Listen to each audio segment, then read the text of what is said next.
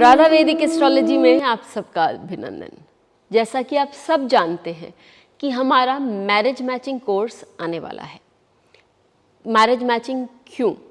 कुंडली मिलान आज के दिन में इसलिए इम्पॉर्टेंट है क्योंकि जब हम कुंडली मिलान करते हैं तो हम एक दूसरे के नेचर के बारे में गहन तरीके से समझ सकते हैं। हमें एक दूसरे की वीकनेस, एक दूसरे का पॉजिटिव पॉइंट समझ आता है, जिससे हम ये अनुमान लगा सकते हैं कि हम एक दूसरे के लिए कंपैटिबल हैं या नहीं। यदि हम एक दूसरे के लिए कंपैटिबल है, यदि हमारे बहुत सारे पॉइंट्स मिलते हैं, तो हम आसानी से इस बात से खुश हो सकते हैं कि भाई हमारे आगे की ज़िंदगी हमारे कंपेनियन के साथ अच्छी गुजरेगी।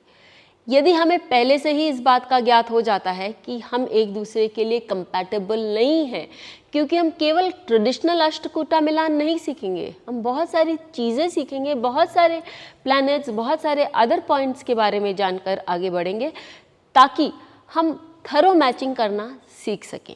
तो यदि हमने ये समझ लिया कि हम एक दूसरे के लिए कंपैटिबल नहीं हैं, तो हम एक ऐसे रिश्ते में बनने से बच सकते हैं जो कि हमारे लिए आगे चलकर दुखदायी हो सकता है। ये आज के रेट में आप देखते हैं कि डिवोर्सेस बहुत कॉमन है। तो कुंडली मिलान करने से हम ये भी समझ सकते हैं कि हमें कहाँ कॉम्प्रोमाइज़ करना है, कहाँ हम एक दूसरे के लिए स्ट्रेंथ बन के खड़े हो सकते हैं, एक दूसरे का सपोर्ट बन सकते हैं और जीवन को अच्छे से आगे बिता सकते हैं। ये बात हुई अरेंज मैरिजेस के लिए, लेकिन लव मैरिज का क्या? वहाँ जब कोई दो लोग कुंडली मिलान कराने आते हैं तो उनका तो ऑलरेडी माइंड सेट है कि हमको एक दूसरे से ही विवाह करना है। तो वहाँ कुंडली मिलान किस प्रकार काम करता है? प्रेम के टाइम में हो सकता है कि आप लोगों को एक दूसरे की बुराइयाँ या वो एरियाज जहाँ आपको एक दूसरे के साथ कॉम्प्रोमाइज़ करना पड़े वो नहीं दिखाई दे, लेकिन चार्ट में एक दूसरे की खूबियों के साथ साथ हम एक दूसरे की बुराइयां भी समझ सकते हैं और ये जान सकते हैं कि सामने वाले के साथ मुझे कहाँ कॉम्प्रोमाइज़ करना ज़रूरी है और सामने वाला भी कहाँ लेट गो कर सकता है।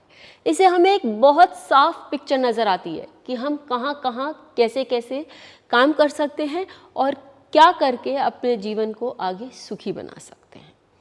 तो इस कोर्स में हम क्या क्या सीखेंगे? इस कोर्स में सबसे पहले हम ट्रेडिशनल मेथड अष्टकूटा मिलान सीखेंगे।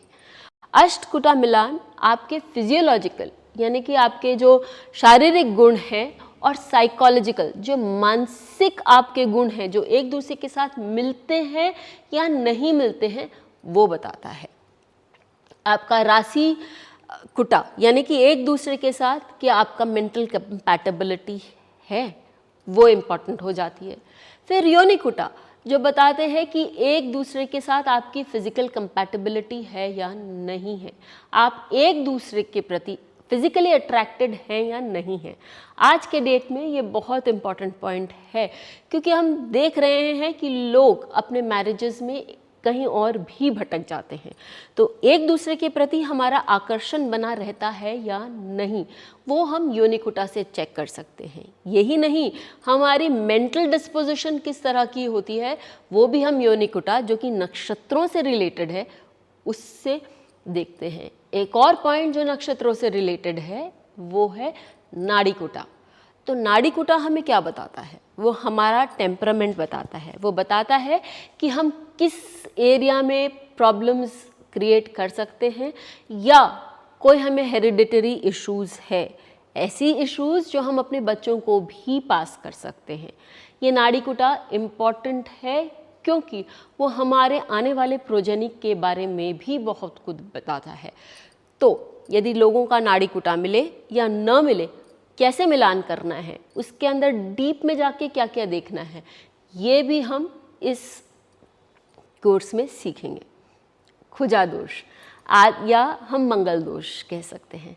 आज के डेट में भी लोग इस पर बहुत महत्व देते हैं और बहुत सही करते हैं यदि इस पर महत्व देते हैं, क्योंकि खुजा दोष कैसे बनता है, वो हमें कैसे हम उसको कैसे नेगेट कर सकते हैं और उससे उस दोष से होने से व्यक्ति का स्वभाव, टेम्परामेंट या व्यक्ति में ऐसा क्या होता है जो कि हमें समझना इम्पोर्टेंट है। इस कोर्स में हम उसके बारे में भी बात करेंगे और हम बात करेंगे पंचांग पर। पंचांग इम्पोर्टेंट क्यों है? आज के डेट में यदि आप देखें तो लोग केवल मुहूर्त के लिए पंचांग यूज़ करते हैं, लेकिन यदि आप किसी वरिष्ठ पुराने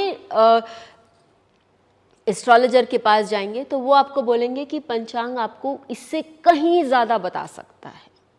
पंचांग के 5 अंगों में हम योगी और अवयोगी ग्रह पर बात करेंगे, जो कि बताते हैं कि कोई आपका साथ देगा या नहीं देगा, वो आपके लिए ऑब्स्ट्रक्शन बनेंगे या आपके धन संपदा आदि के लिए आगे बढ़कर आपके लिए मेहनत करेंगे या आपका साथ देंगे। बाकी ग्रहों की पोजीशन, कुछ ग्रह ऐसे होते हैं जो कि मैरिज में बहुत इम्पॉर्टेंट होते हैं, तो एक दूसरे के चार्ट में और स्वयं के चार्ट में वो क्या इम्पोर्टेंस रखते हैं उसको भी हमें देखना ज़रूरी हो जाता है। फिर हम देखते हैं राहु केतु की सिनिस्ट्री। सिनिस्ट्री किसे कहते हैं?